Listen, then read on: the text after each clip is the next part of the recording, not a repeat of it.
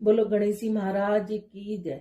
एक दिन गणेश जी का मेला लग रहा था, सब कोई मेले में जा रहे थे। एक छोटी सी लड़की थी, उसने अपनी माँ से जिद करने लगी, मैं तो मेले में जाऊंगी। वह बोली, माँ बोले कि बहुत भीड़ होगी, किधर तू गिर पड़ जाएगी, पर नहीं मानी। तो उसने माँ से 2 लड्डू और 1 घंटी में पानी लिया। बोली 1 लड्डू तो गणेश जी को महाराज को खिलाकर पानी पिला देना, दूसरा लड्डू तू खाकर पानी पी लेना। लड़की मेले में चली गई। मेला खत्म होने पर सब अपने अपने घर आने लगे। लड़की वहीं बैठ गई। वह बोली 1 लड्डू तुमको, 1 लड्डू मुझको। इस तरह सारी रात बीत गई। गणेश जी ने सोचा अगर लड्डू नहीं खाऊंगा तो लड़की घर नहीं जाएगी। छोटा सा रूप बनाकर आया, लड़की से 1 लड्डू लेकर खाया, पानी पी लिया। कहा कि कुछ मांगे। लड़की बोली अन्न मांगू, धन मांगू, लक्ष्मी मांगू, नौखंड महल मांगू, बांदी मांगू, खूंटी हार, शेष भरतार, रुंझुन बैल, बस इतना ही मांगू। गणेश जी बोले छोटी सी दिखती है पर सब कुछ मांग लिया, अब तेरे घर जाके सब कुछ मिलेगा। घर आई तो लड़की की माँ बोली इतनी देर कहाँ लगाई। लड़की कहने लगी मैं गणेश जी को लड्डू खिलाकर पानी पिलाकर, गणेश जी महाराज की कृपा से सब कुछ हो गया। गणेश जी महाराज जैसे उसको दिया वैसे कहते सुनते उस हमारे और हमारे परिवार को, सुनने वालों को, सबको देना। बोलो लक्ष्मी माता की जय। एक ब्राह्मण था, हर रोज पीपल में जल चढ़ाने जाता। पीपल में से एक लड़की कहती पिताजी मैं तेरे साथ चलूंगी। ब्राह्मण सूखने लगा। ब्राह्मणी बोली क्यों सूखते जाओ। ब्राह्मण बोला पीपल में से एक लड़की कहती पिताजी मैं तेरे साथ चलूंगी। बोली कल ले आना, जहाँ 6 खाएंगे वहां 7वीं भी खा लेगी। दूसरे दिन ले आया। उस दिन आटा मांगने गया तो थैली भर भर के मिला। आटा छानने लगी। बोली माँ मैं छानूंगी ना, पावनी बेटी धोली हो जाएगी ना, मैं तो छानूंगी। उसने छाना, परात भर गई। खाना बनाने में लगी तब मैं भी बोली माँ मैं बनाऊंगी। माँ बोली ना बेटा तेरी उंगली चल जाएगी। ना माँ मैं ही बनाऊंगी। रसोई में 36 प्रकार के भोजन बनाए, सबने पेट भर भर के खिलाया। दूसरे दिन और दिन भूखे रहते थे, उस दिन पेट भर के खाया। अब थोड़ी देर बाद उनका भाई आया, बोला जीजी मुझे भूख लग गया, रोटी खाऊंगा। बहन सोच में पड़ गई, सबने खा लिया, कहाँ से खिलाऊंगी। बेटी बोली माँ क्या बात है, तेरा मामा है रोटी खाएगा। रसोई में गया, 36 प्रकार के भोजन बनाए, लाकर मामा को जिमा दिया। जीजी ऐसा भोजन मैंने कभी ना खाया जैसा आज खाया। भाई तेरी पावनी भांजी आई, उसने बनाया था। मामा खाकर चला गया। शाम हुई और बोली माँ चौकी पर दीवा जलाकर बैठा दो, मैं कोठी में सोऊंगी। ना बेटी तू डर जाएगी ना, मैं तो कोठे में ही सोऊंगी। कोठे में सो गई। आधी रात को उठी, चारों तरफ आँख फिराई, धनी धन हो गया, जाने लगी। बाहर बूढ़ा ब्राह्मण सो रहा था। बेटी तू कहाँ चली। माँ वह बोली मैं तो लक्ष्मी माता हूँ, इसके घर 6 बेटी थी, दरिद्र दूर करने जाई, तेरा करवाए तू भी करा ले। उसके घर में चारों तरफ आँख फिराई, धनी धन हो गया। सवेरे उठकर ढूंढने लगे, पावनी बेटी कहाँ गई। ब्राह्मण बोला वह तो लक्ष्मी माता थी, तेरे साथ साथ मेरा भी दिल दर्द दूर करी है लक्ष्मी माता, जैसे उसके दिल दर्द दूर करे वैसे कहते सुनते सबके करना, और हमें और हमारे परिवार के सबके करना। एक सास बहू थे, बेटा काम धंधा किया करता, महीने 2 महीने में घर आया करता। उसकी सास शुक्रवार की मूर्ति को सिंहासन पर लेकर बैठ गई। एक दिन सास बोली बहू मैं तो तीर्थ करने जाती हूँ, तू शुक्रवार की पूजा कर लेना। सास चली गई। बहू ने नहा धोकर काम धंधा करके खा पी लिया। शुक्र महाराज को गुस्सा आ गया, तरह तरह की विपदा आ गई।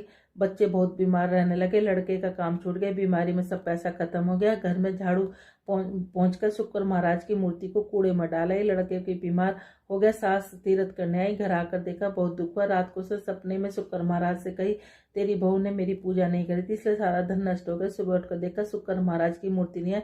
सास बहू से बोली कि शुक्र की मूर्ति कहाँ है। बहू बोली मुझे नहीं पता। सास घर बुहार कर कूड़ा फेंकने गई, मैं शुक्र महाराज की मूर्ति पड़ी मिली, उठाकर लाई, नहला धुला कर बड़े प्रेम से पूजा करी, आरती करी, विनती करी। सास बहू दोनों शुक्रवार के व्रत करने लगी। लड़के का काम धंधा लग गया, बीमारी ठीक हुई। बेटा बोला हमारी बुद्धि खराब हुई थी जो हमने कूड़े में शुक्र महाराज की मूर्ति फेंक दी। सास बोले शुक्र महाराज जैसे बेटे बहू से रूठे वैसे किसी से न रूठना, जैसे सास पे वैसे सबके से न। बोले शुक्र महाराज की जय। ब्राह्मण एक ब्राह्मणी थी। ब्राह्मण रोज पीपल की पूजा करते। वो जब तक पीपल की पूजा नहीं करते तब तक ना तो वो कुछ खाते थे ना पीते थे। एक दिन वह ब्राह्मण देव पीपल पूजा के लिए जब पीपल के पास गए तो पीपल में से एक आवाज आई, मैं दूं तू मांग ले, मैं दूं तू मांग ले। ऐसा कई दिन तक हुआ। ऐसा सोचने पर वह अपने घर आकर सोचते यह कौन है जो पीपल में से बोलता है। ब्राह्मण की पत्नी ब्राह्मण से खाना परोसते वक्त पूछती है, स्वामी आप कुछ दिन से परेशान लग रहे हैं, खान पान भी सही नहीं करते, कोई बात है तो आप बतलाइए। ब्राह्मण ने बतलाया कि पीपल के लिए पूजा करने पर पीपल में से एक आवाज आती है कि मैं दूं तू मांग ले, मैं दूं तू मांग ले। ब्राह्मणी बोली स्वामी आप परेशान न हो, पीपल में स्वयं विष्णु भगवान विराजते हैं, इसलिए आप इसमें अगली बार कुछ मांग लेना। वे बोले, परंतु मैं क्या मांगू? ब्राह्मण ने बोली, आप उसमें से 16 साल की काया, 1000 साल की माया, सुख परिवार मांग लेना। अगले दिन जब वह ब्राह्मण पीपल पूजा के लिए गए, तब फिर पीपल में से आवाज आई, मैं दूं, तू मांग ले। तब ब्राह्मण वही मांगा। उन्होंने कहा, 16 साल की काया दो, 1000 साल की माया, सुखी जीवन परिवार दो। पीपल देव बोले, इसने चतुराई से सब कुछ मांग लिया है। उन्होंने कहा, जो कुछ भी, जो ऐसा ही हो। इसके बाद ब्राह्मण देव घर के प्रस्थान करने लगे। उनका विचार करने लगे कि मैंने कुछ भी अधिक नहीं मांगा। ऐसा सोचते सोचते वे अपने घर से आगे निकल गए। पीछे से आवाज आई, स्वामी कहाँ जा रहे हो? घर का मार्ग भूल गए? ब्राह्मण बोले, हमारी तो झोपड़ी होती थी, यह महल कहाँ से? ब्राह्मणी बोली, मैंने कहा था ना कि पीपल में स्वयं भगवान वास करते हैं, यह सब उनका ही आशीर्वाद है। ब्राह्मण देव बोले, नहीं, उन्होंने तो मुझे कुछ नहीं दिया था, मैं तो खाली हाथ आया हूँ। ब्राह्मणी बोली, नहीं स्वामी, घर आए और देखें, हीरे मोती स्वर्ण इत्यादि से समस्त भंडार पूर्ण में भरे हुए हैं। तब ब्राह्मण देव को समझ आया। उन्होंने सब गांव में व सब जनों में घोषणा कर दी, वैसा करने, पीपल देवता की पूजा करें। ऐसा करने से अक्षय फल की प्राप्ति होती है, दीर्घायु मिलती है और हमारे घर में निरोगी, हमारे घर से सारा दुख दिलता चला जाता है। बोलो ब्राह्मण देवता की जय, बोलो पीपल देवता की जय।